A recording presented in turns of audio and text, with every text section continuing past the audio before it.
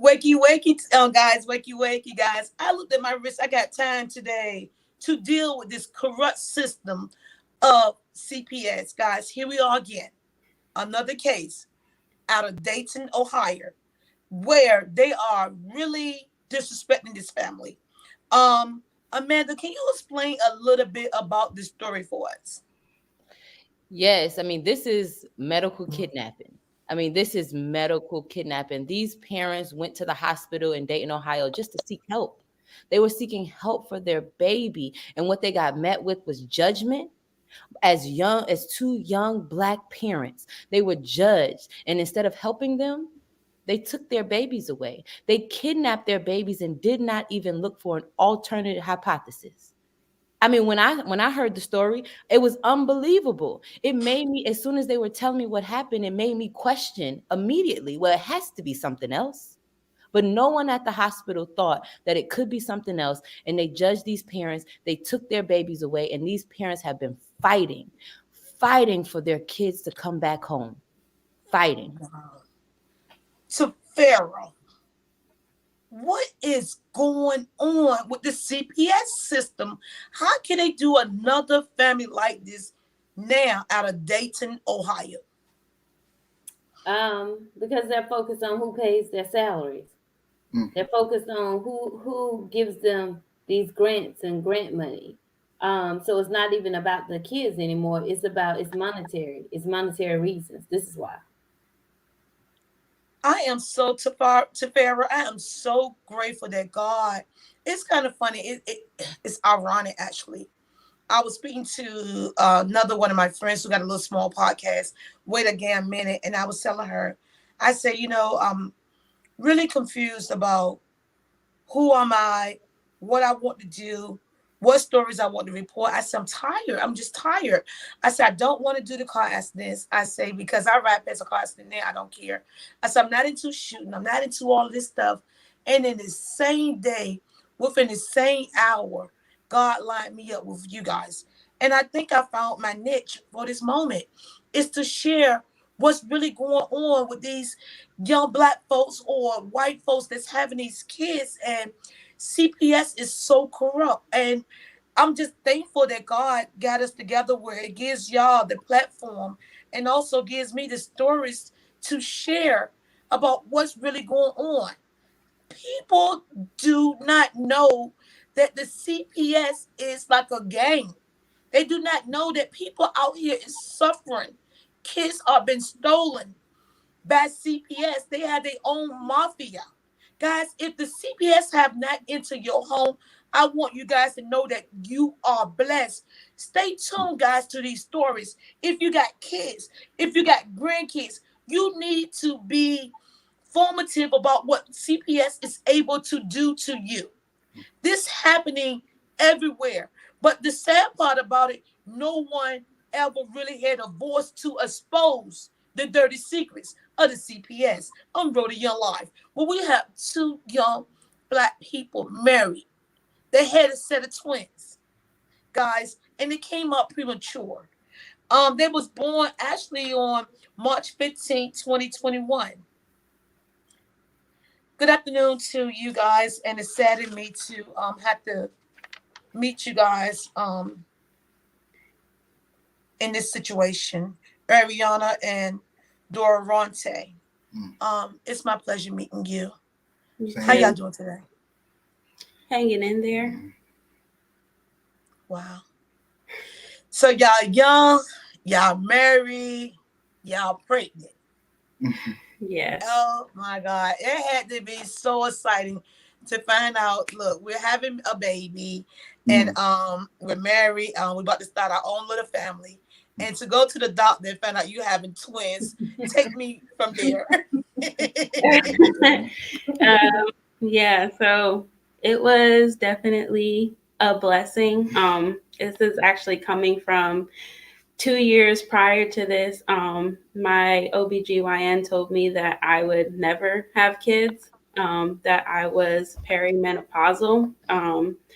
And so when we actually went to the doctors, I had taken 6 pregnancy tests. I, I couldn't believe it. And so we went to the doctor. They confirmed the pregnancy, and they did an ultrasound at 7 weeks. And the ultrasound tech, she was training another lady, and she was looking around, and she was just like, "Tell them what you see. Tell them what you're seeing."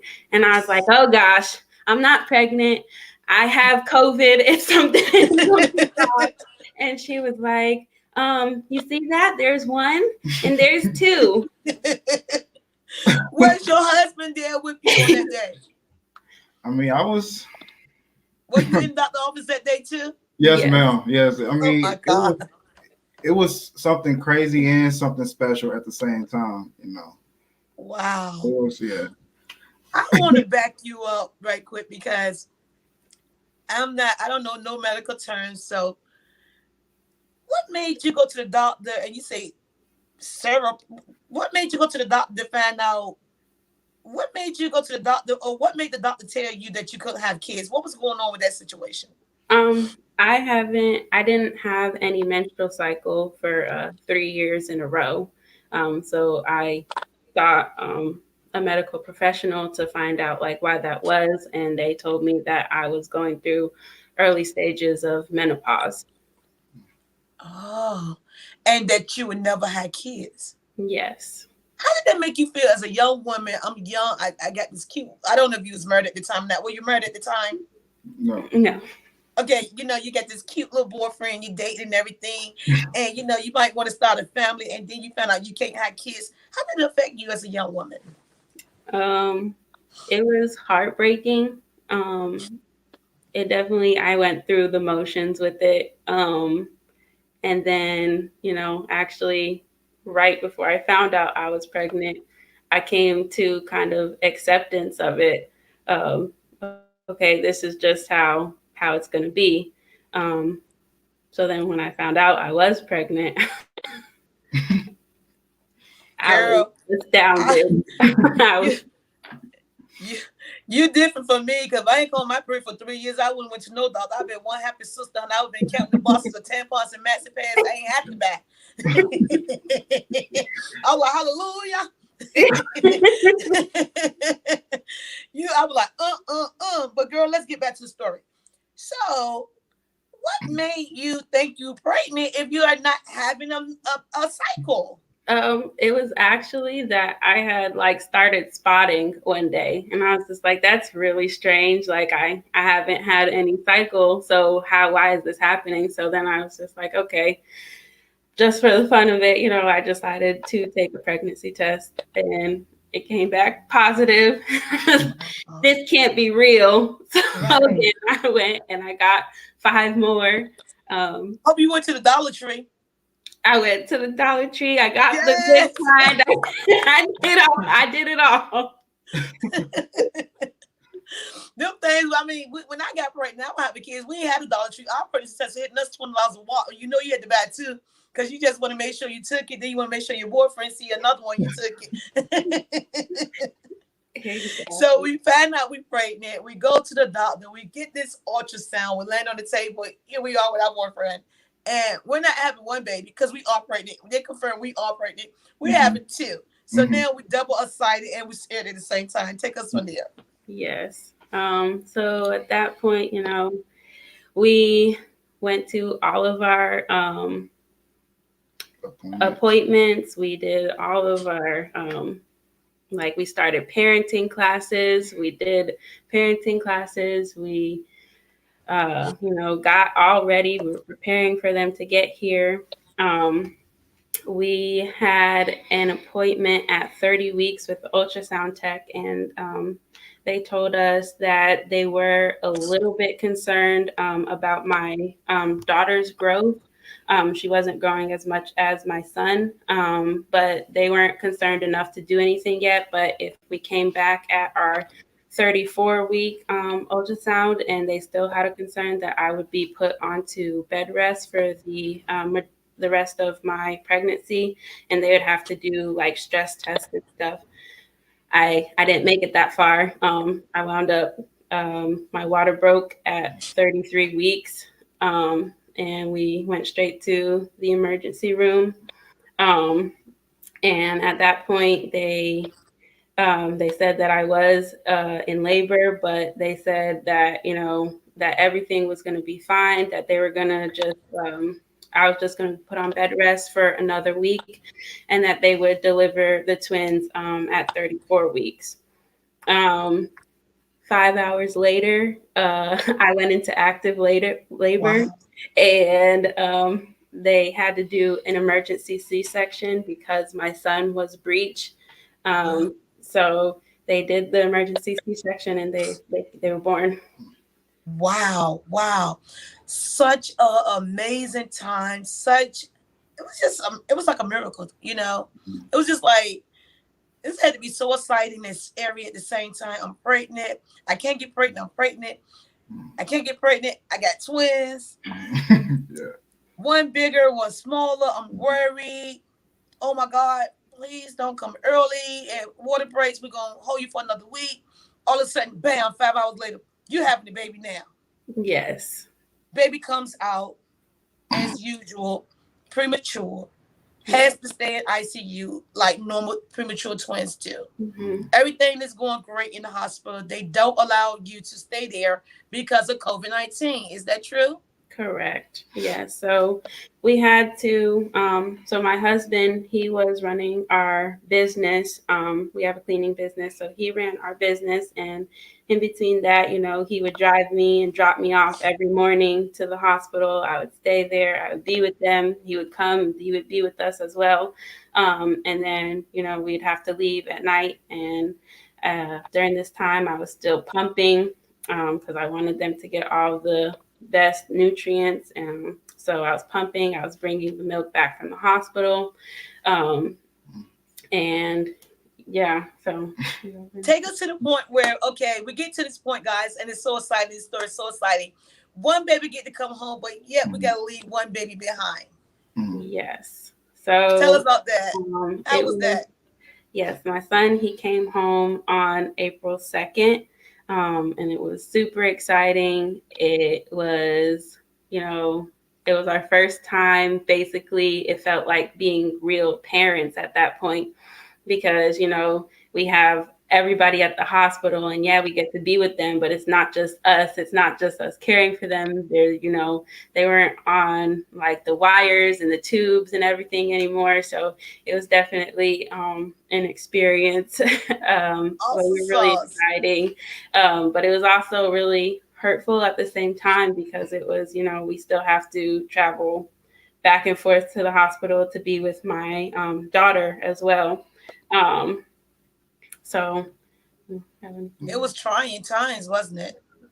yeah, How long after your son came home did your daughter come home? she came home 2 days later on April Oh, 4th. not too long. So that was Yeah, not exciting. too long. Yeah. So we Yes. got both of the babies home now. Both of the babies home. Everything is going great. Grandmas always want to keep the baby. They don't care how early the baby came home. Give me that baby. I want to watch that baby. So the paternal grandmother say, let me watch the baby. I said, sure, we need a break. We've been going back and forth to the hospital for months or weeks. Go ahead, take the baby. We love you. We know you go. You took care of us. We know you're going to take care of the baby. God send the baby to the paternal grandmother's house, spend the night for an overnight visit, and the baby come home and they stay. Take us there. Okay. So this was on May 31st. We picked them up from the paternal grandmothers. They didn't seem like anything was wrong at that time. They, you know, they were asleep when we picked them up. So we brought them home, we fed them, we put them to sleep. Everything was fine. At 4 o'clock in the morning, we woke them up to feed them. And my daughter, she was sweating profusely. She had a long onesie on. So I took off her onesie and I noticed there was a lump on her arm. So I went to go touch it and she screamed. And we were really, really, really concerned at that point. We packed everything up. Me, my husband, my son, and my daughter. We all went to the nearest emergency room. At that point, they did an x-ray on my daughter, and they came back and they said that her arm was broken and that she had multiple fractures, and that we would have to be transported to the nearest children's hospital because they didn't have the equipment to take care of her at the emergency room.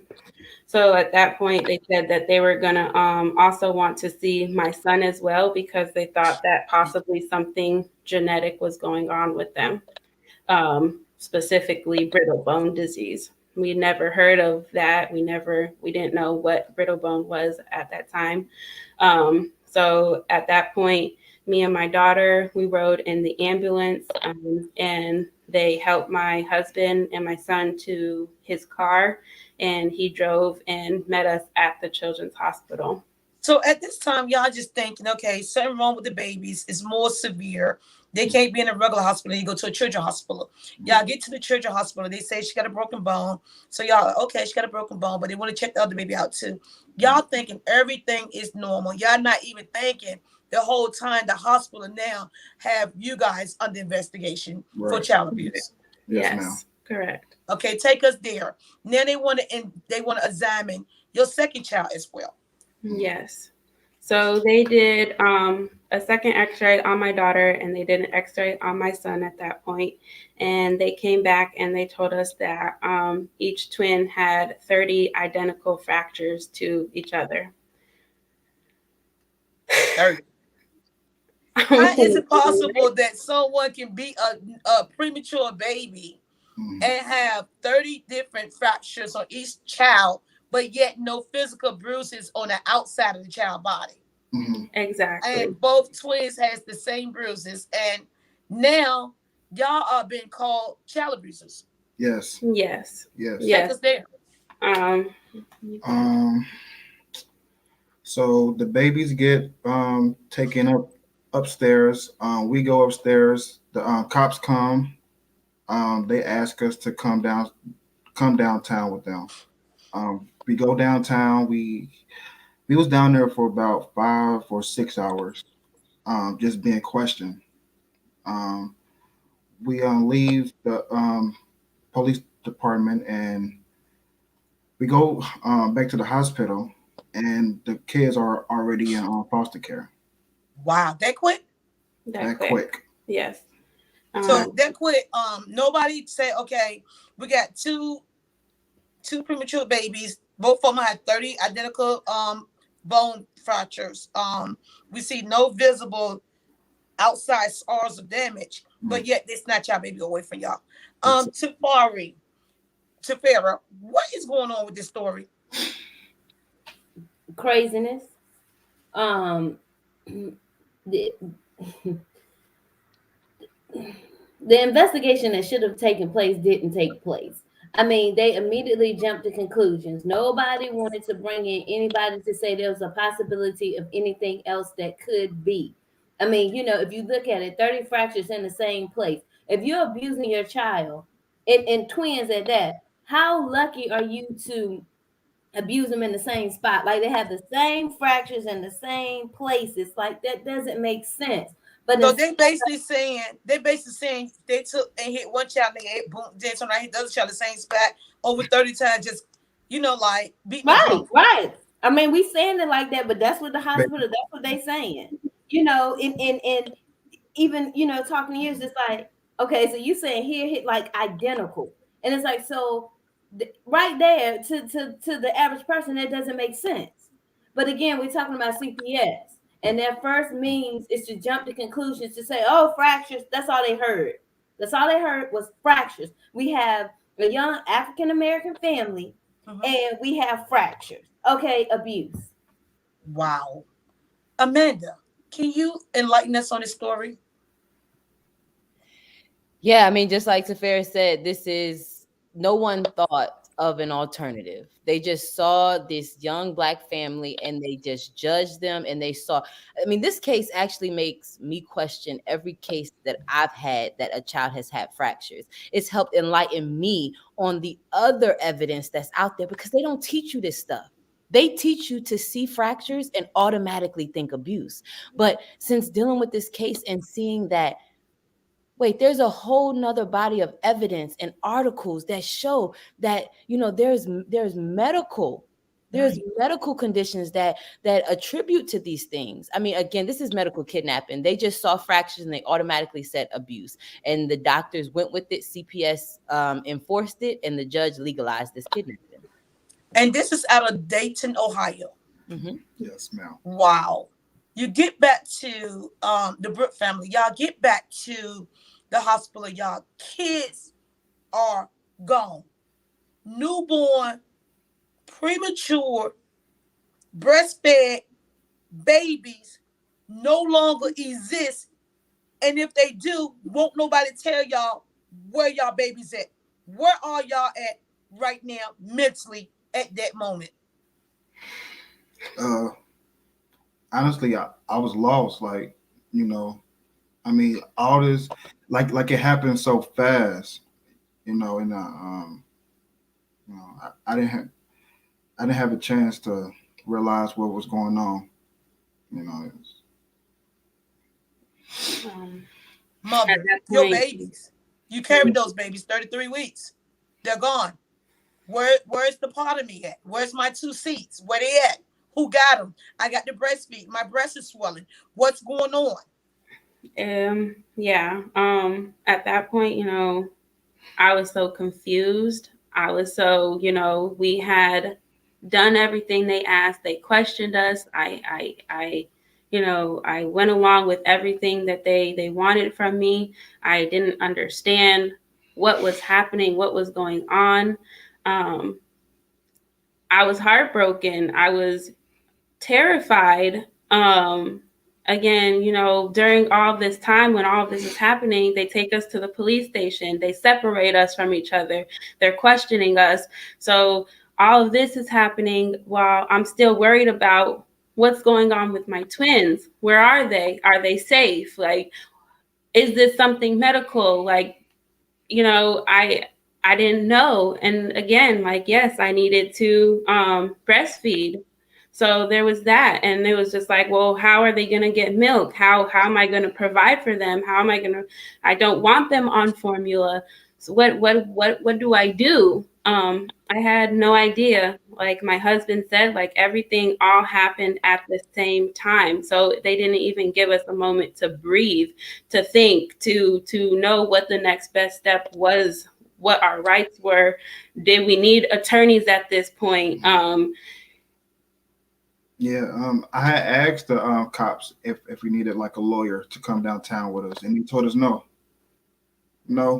you don't need one, just a couple questions.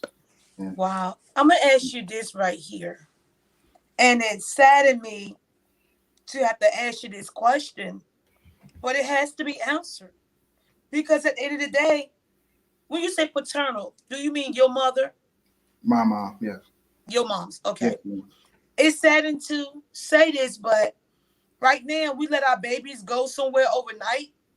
Now our babies come back hurt. We're not thinking nothing about the bruise on his arm. We're just thinking it's something wrong. Now we in a hospital. We got broken bones on both babies. We downtown about to be arrested. Does it ever cross your mind that you might say, "Oh my God, did somebody drop my baby? Did my mom's hurt my baby? Did somebody at my mother's house drop my baby? Did another toddler pick my baby up? Did something happen to my baby at my mother's house?" Did that cross your mind at all? Yes, I mean, like, you know,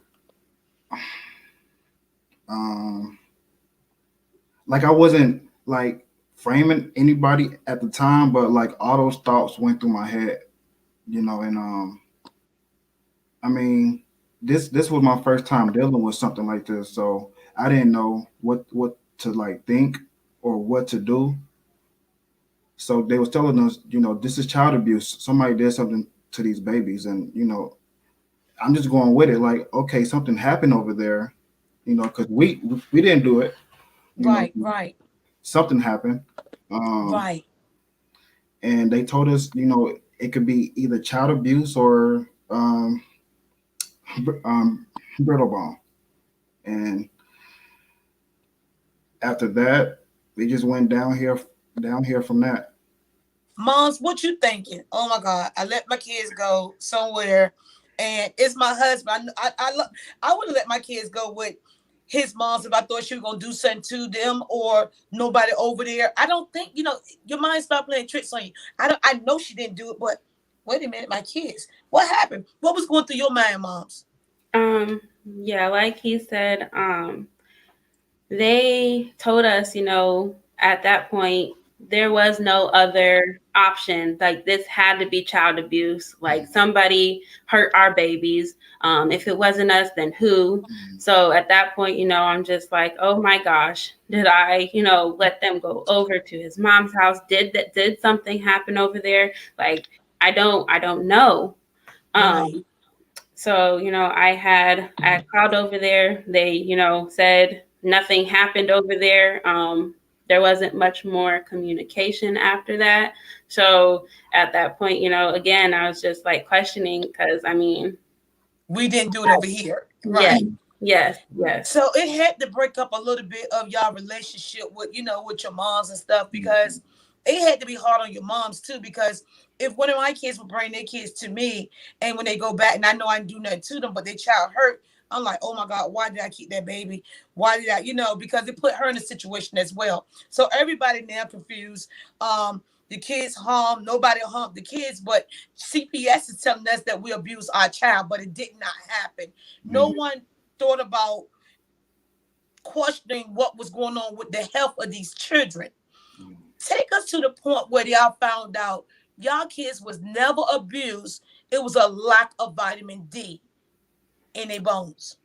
So yeah, I had done a lot of research, because I just, I knew that we didn't hurt our babies. So I started researching, and I had found a couple different doctors. I had found a lot of people. Well, at first, we were scared to tell our story. And it was kind of shameful, because again, they were telling us that this had to be abuse. So at that point, I didn't want to share our story. I finally, at some point, were looking for experts to testify on our behalf. And my attorney is telling me that these experts are going to cost $5,000-$6,000. Well, we don't have that type of money. So at one point I was talking to her and she was just like, well, I think at this point you need to share your story. We don't have a lot of other options here. You need help. So we did share our story. And from there, it was like a whole nother world was opened up to us. A lot of families go through this. A lot of families have fractured children, and there's list of doctors who help in these. There's list of doctors who are child abuse pediatricians. So for us, I found some of these experts who were willing to testify. I had reached out to a couple of them. A couple of them did not want to testify on our behalf because they worked at the same children's hospital as our accusing doctor. And she had tried to get their medical license taken away before for testifying on, Wow. on parents' behalf. So, it was really hard. We did get the funds. We did hire these medical experts, and it came back, 5 different doctors said the same thing, that our kids have a couple of underlying conditions, not only the vitamin D deficiency, but also osteopenia in prematurity. They had a low movement in utero, which affects bone development. And then as well as the vitamin D deficiency, because again, at the time that they were tested, their levels were normal, but it didn't matter because when they were born, they were deficient.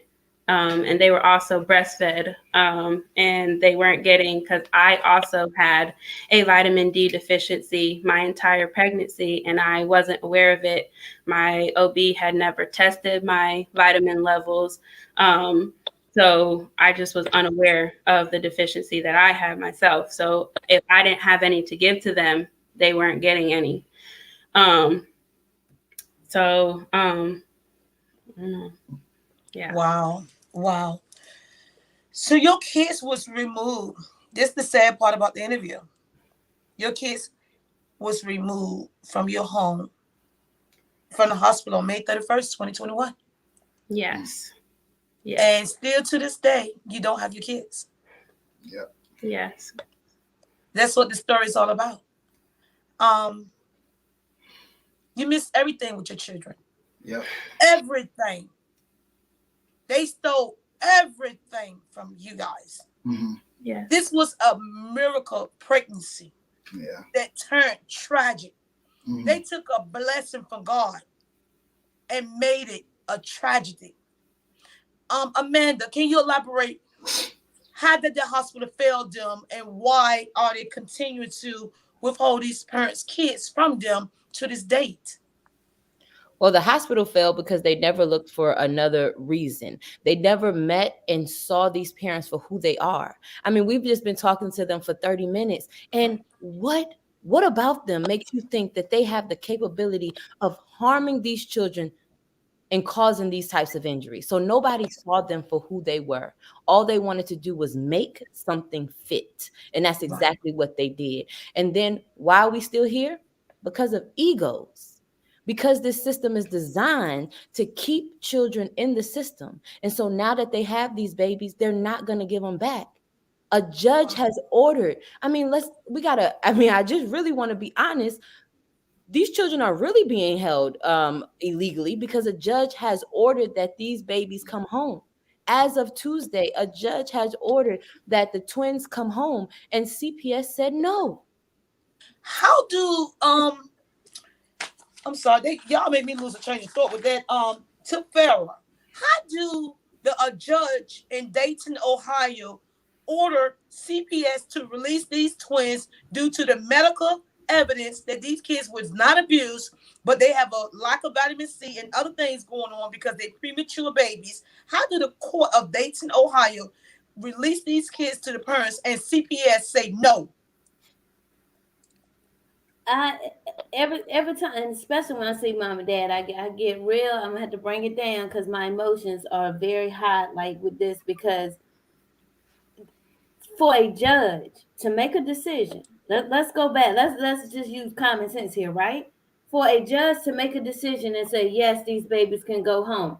Mom and dad didn't deny anything. Like, okay, the CPS need to come in our home and do whatever we will, and we just want our babies back. Dad gets on the stand, he pleads like, no, I just want my kids back. Whatever it takes, I want them back. Judge says, okay, all right, kids can go back in their care. We'll have some monitoring going on. At that point, it's like, okay, parents think that their kids are going home. Mom and dad are ready for their kids to go home, right? Right. And out of the blue, it's just like getting punched and from the back, and you ain't even see this coming. Like I've done this social work. I've never seen this happen in my life.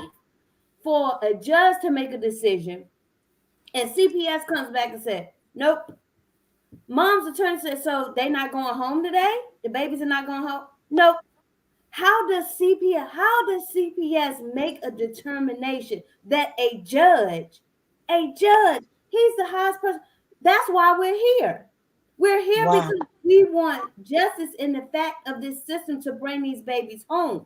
But then CPS has the authority to say that these babies can't come home.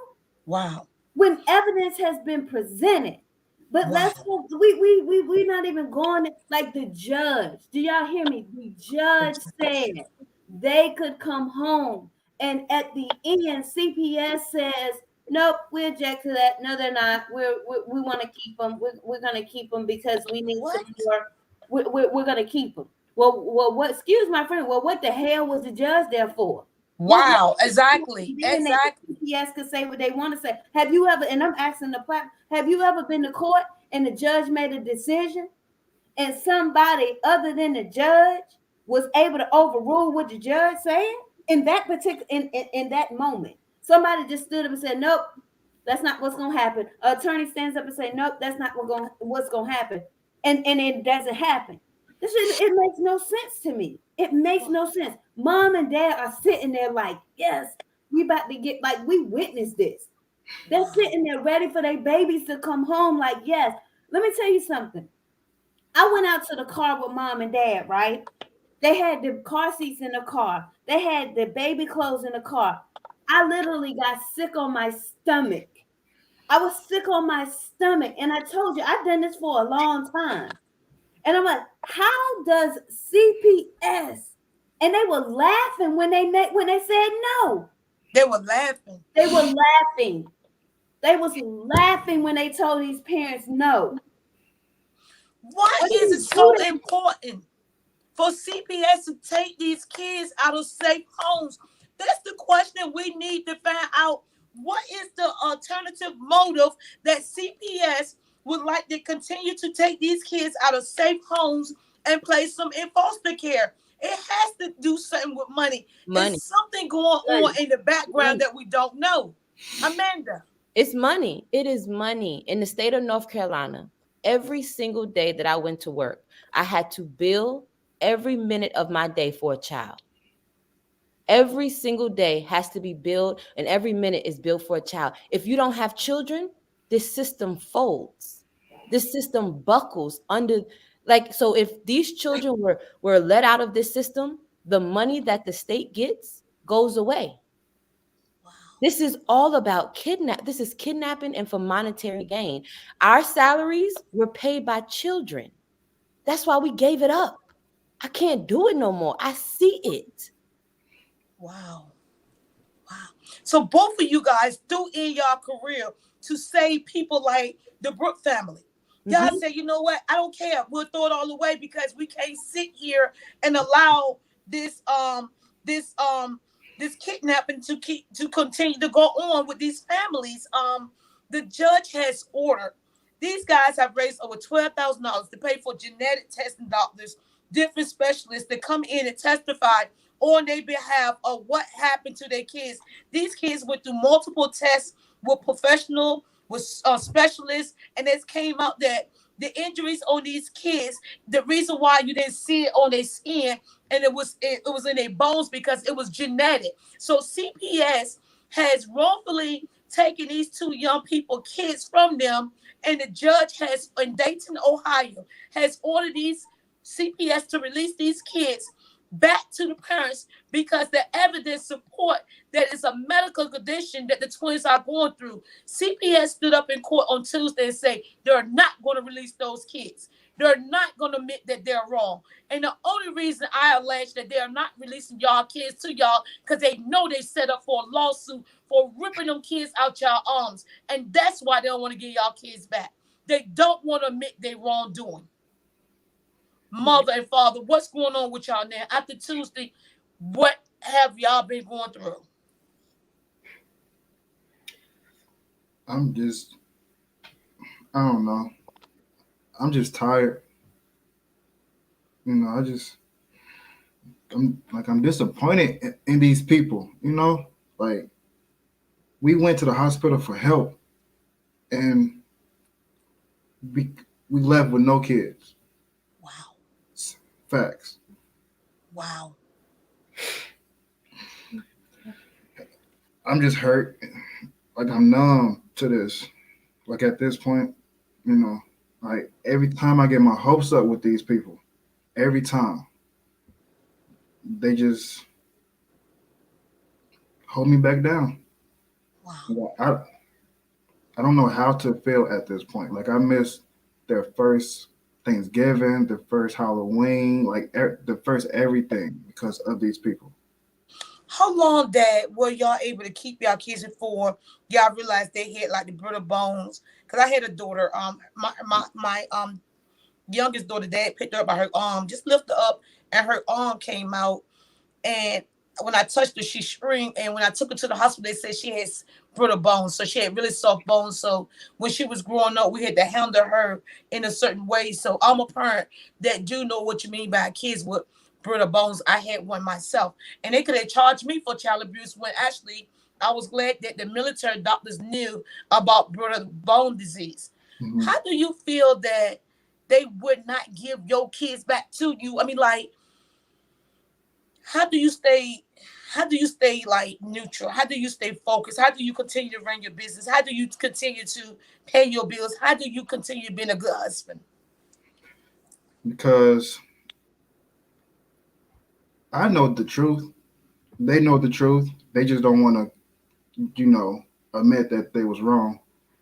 Um, Secondly, like my twins have each other.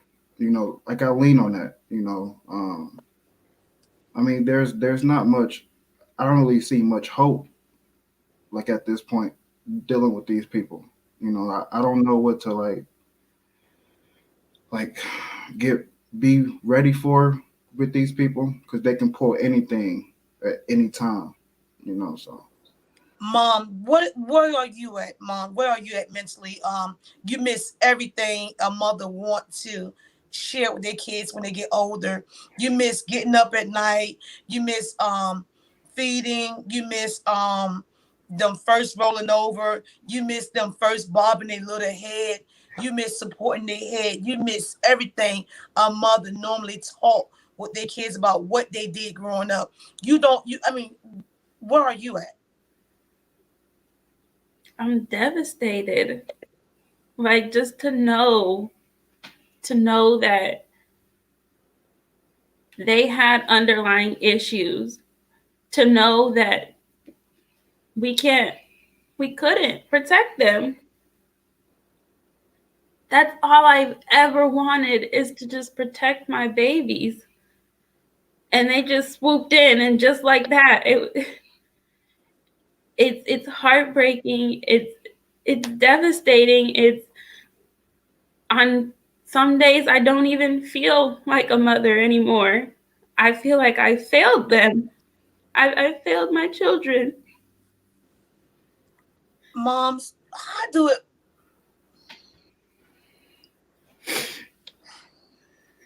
I'm sad. I'm sorry. I got to ask you these questions.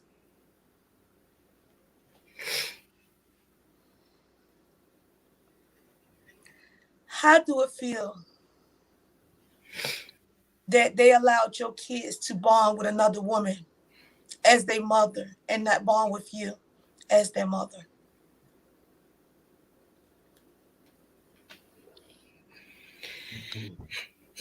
It's infuriating. It's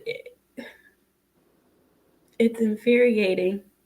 And while they've been in foster care, the first couple of weeks they would come in, it was like they weren't being bathed.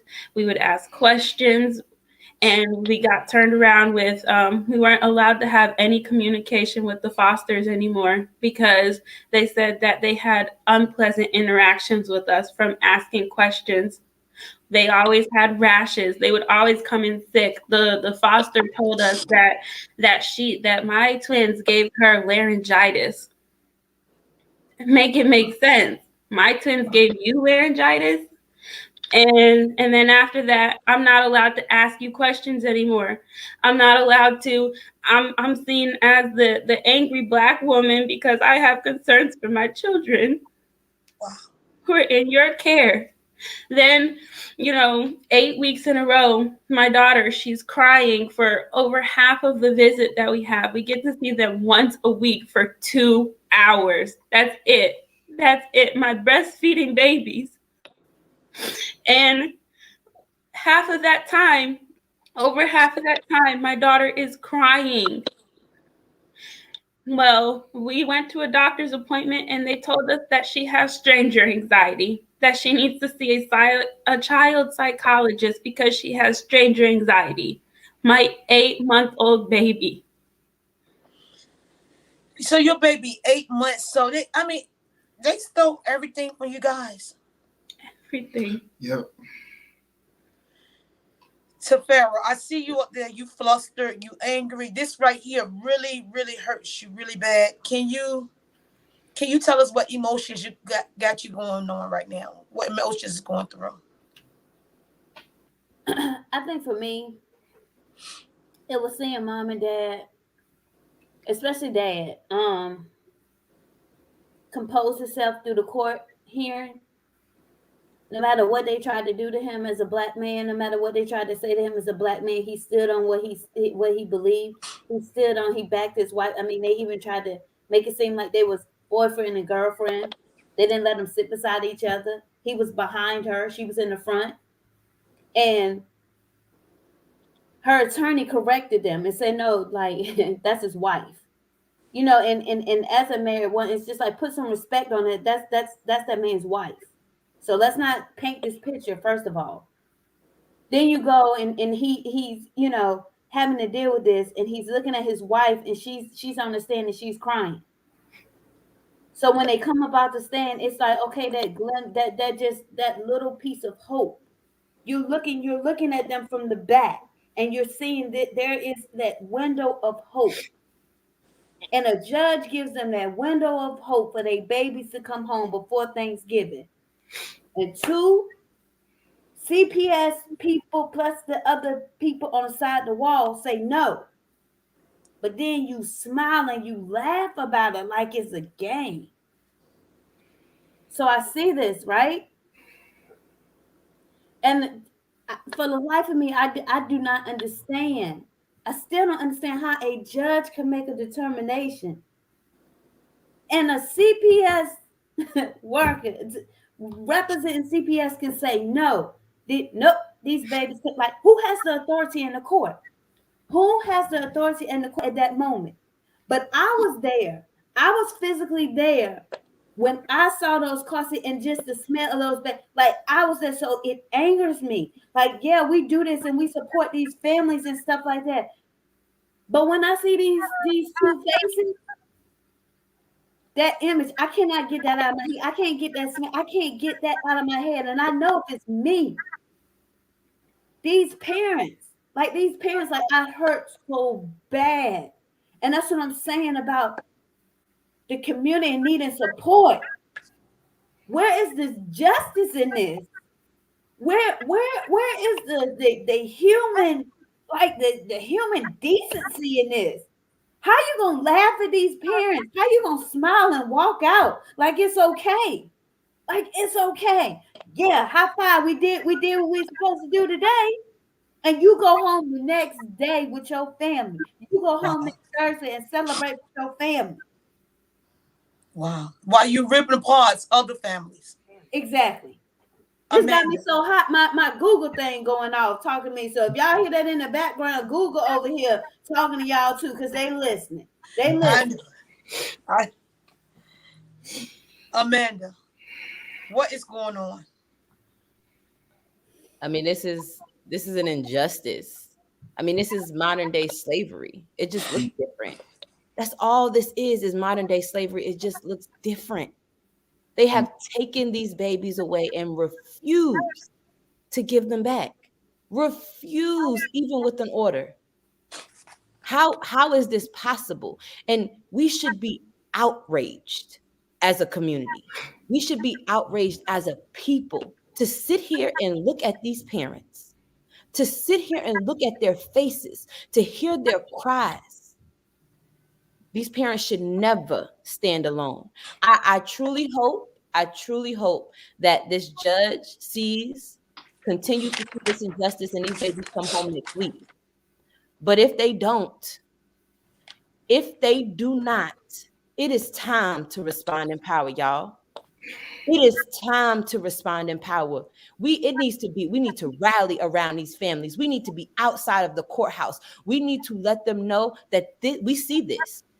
We see this, and they cannot start to heal. Durante and Ariana cannot start to heal until their babies come home. This is what Black trauma looks like, and this is exactly what they want. This is exactly what they want. Guys, only way we can fight the system is fighting them back. I'm rooting your life. While I'm truly engaged in fighting back Dayton, Ohio Child Protective Services and also court system. I'm asking each and every last one of my fans, my friends, and also my followers to stand with us as we help rally to bring back home the Brooks twins. You may not be in Dayton, Ohio. You don't have to be for your voice to be heard. What I need for you to do is everyone grab your cell phone or e-pen, and I want you to jot down this number. It's Dayton, Ohio Child Protection Services. And let them know that we know what they did last Tuesday. The phone number would be according 937 224 5437. Once again, any moderators out there, drop down the number for me. The Child Protection Services is 937 224 5437. Tell them to release the Brook twins in Dayton, Ohio. I'm running your live. As we get more phone numbers for the courthouse, guys, we won't give y'all those number two. Come tomorrow. There should be no work done in the child protection services. Their phone numbers should be ringing off the chain when it comes to us. We want to make it impossible that they can even take another court case until they close this one here in Dayton, Ohio. I'm Rhoda Your Live. Guys, if y'all know the number to the courthouse, can y'all please also drop it in the comments? Because my team, what we do is we'll ring their phones until they can't do no business wherever they are. I'm Rhoda Young Live. To the twins' mother, the Brooke family, what is it that you want to say to the judge about him allowing CPS not to right their wrong when it comes to y'all twins? They had already done enough.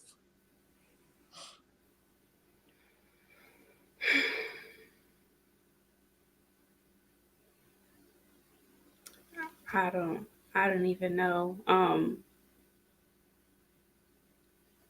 He told them to let them come home. So he did the right thing. And they objected it. Wow. They objected it. So now, it goes to a higher judge at this point, and he'll make the decision. I ask that he make it quickly, efficiently, that our kids will be able to come home now. They need to be with their parents.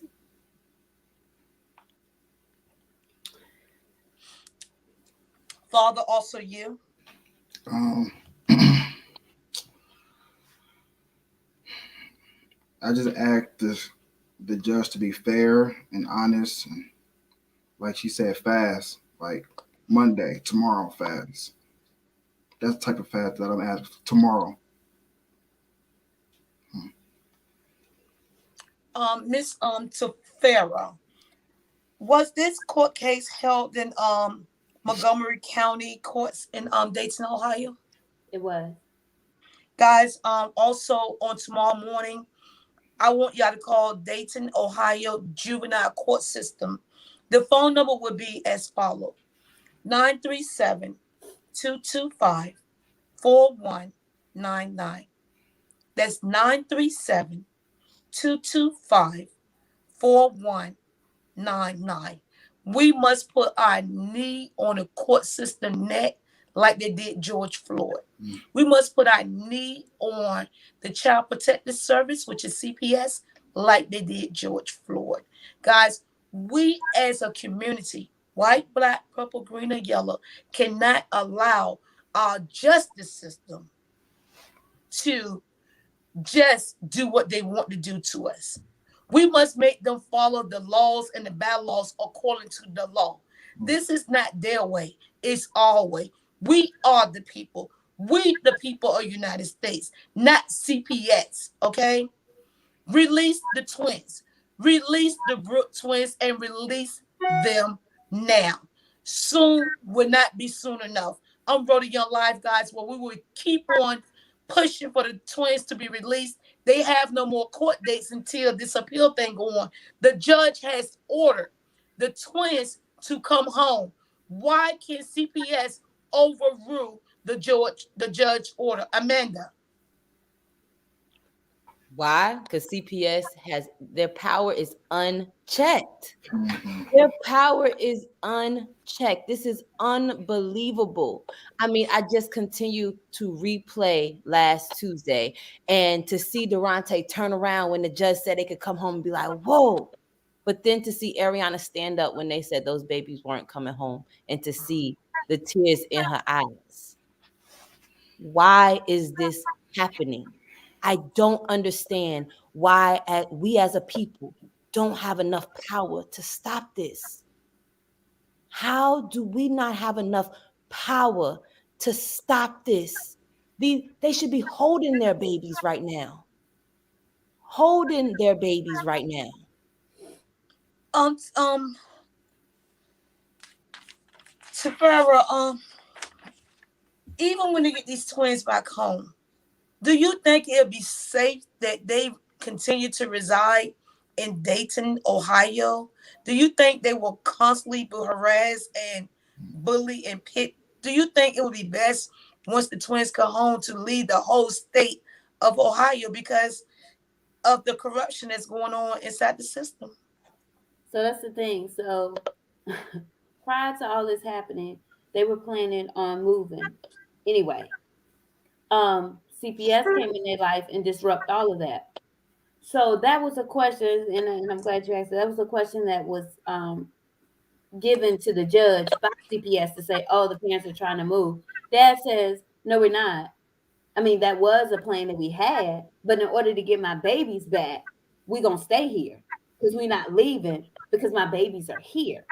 And so the judge orders that they not leave the state until all of this has, resided, everything is gone or whatever. So he puts an order in. That was part of his order that they do not leave the state while CPS is monitoring them.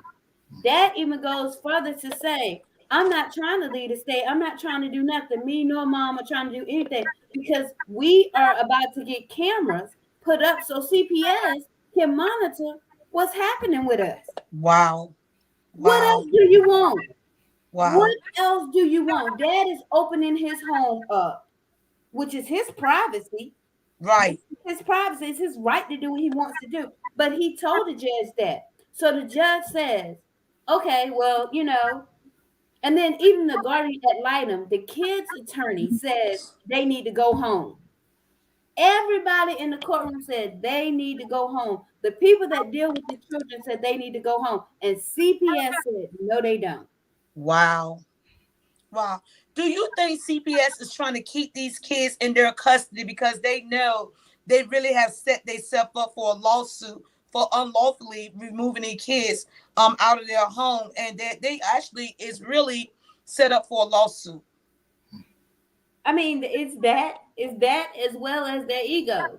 It's just an ego thing. Like it's ego trip. Like we just want to keep it because we will not be held that we're wrong in anything. Like you're not go back and say that we're wrong. You know that because I keep explaining that when they said no, they was laughing. They was laughing, talking, and smiling at each other like it was a joke. Wow. Wow. And It's this is the sad. family policing system. This is the family regulation system. That's why they don't want to give these babies back because they want to continue to police and regulate the Black and brown community. Yes, it happens to all communities. It does. But we got to remember the root of this. The root was set up to take away Black and brown children and colonize them and put them in other homes. This is exactly what's happening right now. Why else are these babies not home? Yeah, and Wow. that's on paper. That's facts. That's on paper. That's on black and white. That black and brown children are being taken at a higher rate. So that's not something that we just saying. Go look it up. Go research it. It's What there. what else can they do, guys? What else can the Brooke family do to get their kids back? Is anything else they can do before we leave? Is anything else they can do? Right now, it is definitely the waiting game. Right now, that is what it is right now. Until we gotta wait for the judge. We might know more tomorrow once the courts open back up after the holidays to be able to find out who the judge is and have a specific call to action. But right now, we're seeing what the judge is going to do. Hopefully, he sends these babies home tomorrow. I mean, that is what we are hoping, is that he sends these babies home tomorrow. Whatever y'all do, can y'all please keep us informed? Because me and my following, my BFS, we are very concerned about the Dayton twins and their family and their well-being. Our prayers and our hearts and our condolences goes out to you guys. And we are standing with you guys. I can't wait to wake up tomorrow morning because I'm just going to blow those phone lines up. I'm going to make sure they know that everybody across the world is listening and know about their dirty little secret, what they have done for y'all unjustifiably. And they was wrong for accusing y'all for child abuse and taking y'all kids for 8 whole months, stealing everything from you guys. Is there anything else y'all like to say before we go? Yes, just thank you for having us on here, and letting us share our story. And this can happen to anyone. Like, Yes. whoever don't think this can happen to you, this can happen to you. So, you know. Yes. Tomorrow, I look at my wrist. I got time today to blow y'all damn phones up. Me and my Facebook guys. We won't stop until we help y'all get justice. We're coming in all the way from Norfolk, Virginia, and many more states. So y'all got support across all 50 states. Guys, this is Operation Stop CPS, and I'm teaming up with them to make sure we expose what's really going on with CPS. So many stolen kids, so many broken hearts, so many broken homes. That's why the Black community is so angry. It started with the court system and CPS. I'm Rhoda Young Live. To you, Tafari, before we go, anything you'd like to say? You always lead with this. You always end me with this. This is something, I have a whole lot to say. You got time. But yeah, right. Bring them home. That's it. Bring them home. Amanda. Bring them home. Like, this is enough is enough. Bring these babies home. We're not gonna stand for it. Understand, we are forming an army of people who understand and see what you are doing, and we're ready to take a stand. And you heard it here first. Before Wavy News 10, Channel 3, and also Channel 13 News. I am the infamous Miss Rhoda Young Live, reporting live out of Norfolk, Virginia. You guys can support Stop CPS organization at www.operationstopcps.com. You can also go to our Instagram at Operation Stop CPS and also our Facebook page. Thank you, guys. And guys, do expect to see Rhoda Young live at some of these court cases, reporting live on the scene of that bitch right now. Until we meet again, I'm Rhoda Young Live. Good night, guys. Good night. Good luck. Okay.